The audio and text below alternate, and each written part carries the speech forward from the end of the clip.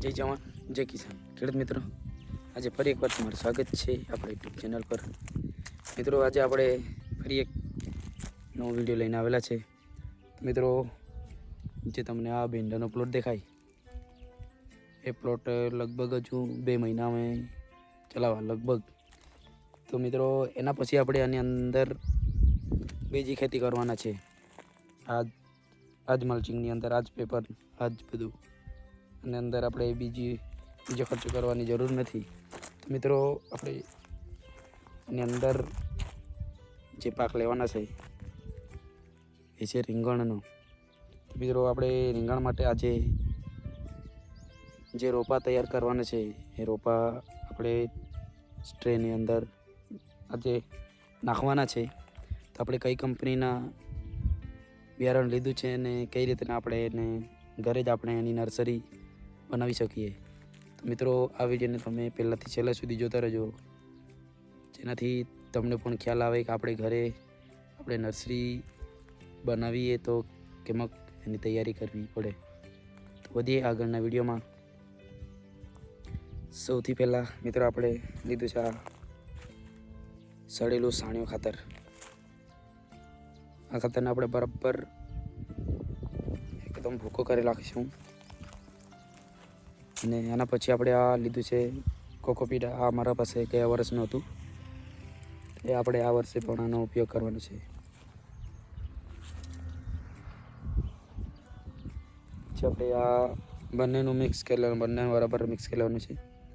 અને આની અંદર આપણે મૂળ ખાઈ માટે કાર્બન ડાયઝેમ કે ટેબુકના જેલ આ પાવડર આપણે થોડોક એડ કરી લેવાનો છે, જેનાથી જે આપણે રોપા તૈયાર કરીએ એના અંદર મૂળખાઈ નહીં આવે.